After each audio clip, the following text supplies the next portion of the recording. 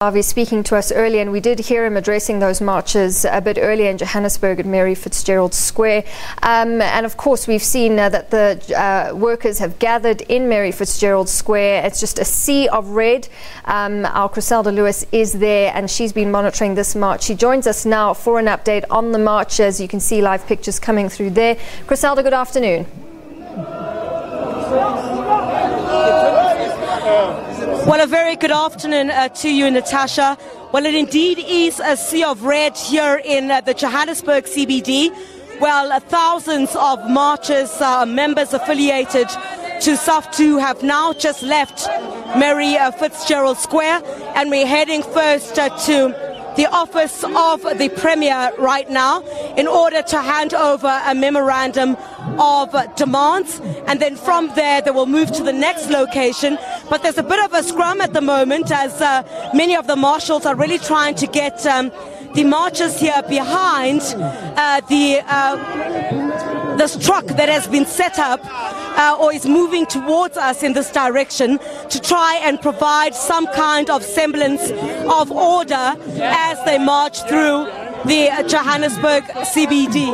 But now let me chat to the Deputy General Secretary of NUMSA as our colleague Gabi stays on those visuals.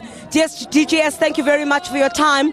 Quite a significant moment, I guess, even just a few days away from the May Day rally itself, where workers will once again be in the forefront of putting their issues and their plight to the fore. Well, we are extremely happy with the turnout of workers right around the country in all 9 provinces. This is significant because you would know that SABC is only 1 year old, and this is a sign of many more things to come. DJS, obviously, the memorandum of demands, this is to a large degree over the dissatisfaction of the proposed wage. And what message are you sending to government today? Because obviously marching in the streets on one day is not going to yield much in terms of results. Well, we are very clear that this is the start of things to come. Secondly, for those of us who were in the ANC-led alliance, I think that we need to confess today that every 5 years since 1994, we have actually wasted our votes because the working class are just not the main beneficiary of the 1994 democratic breakthrough. And so one of the points we're making, as early as 1955, we had a freedom charter that said there shall be a national minimum wage. Today we do not have that. We are not rejecting the national minimum wage. We are talking about the amount of money that will ensure that people can lift themselves out of poverty. And this is what this is all about. South Africa is indeed facing quite a number of economic challenges. I mean, we've already got the VAT hike that has just been implemented, and possibly even hikes within the electricity sector.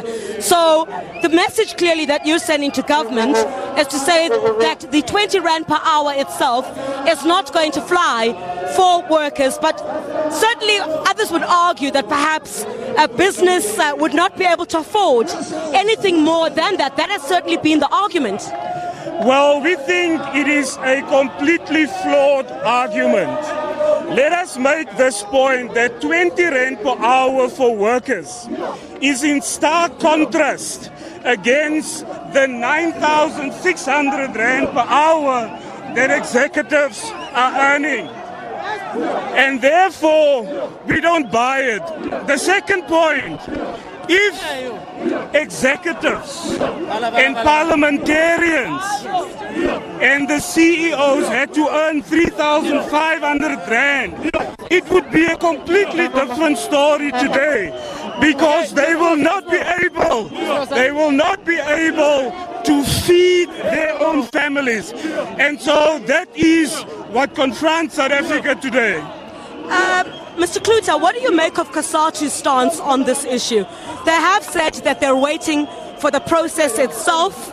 They are happy with the fact that the process to implement a minimum wage for South Africa is in place, and it's basically a wait-and-see approach.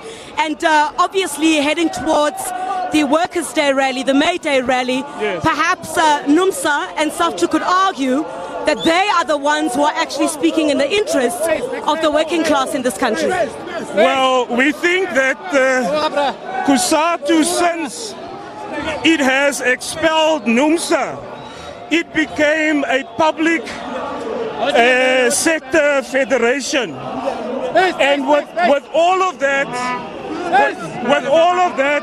COSATU has basically sold out workers in respect of the minimum wage. And therefore, COSATU, as far as we are concerned, are simply a shadow of the past. We will not compete with COSATU. There are 76% of workers in the South African economy that are unorganized.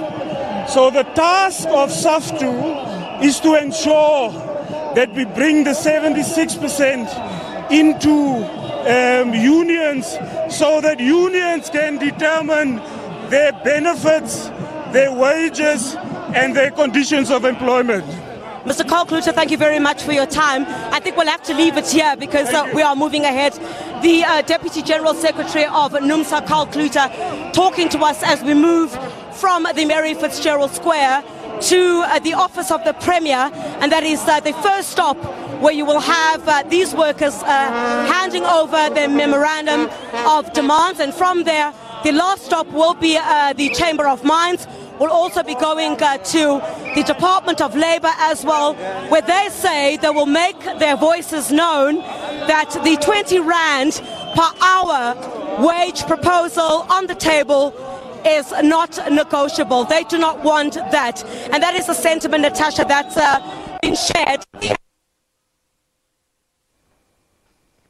All right, our Chriselda Lewis, we seem to have lost the sound to her there, but she's doing very well managing the marching masses as she brings us those updates live from Johannesburg, as you can see, to her cameraman also doing a great job bringing us these live pictures. So we'll stay with this. Let's go to Durban now, where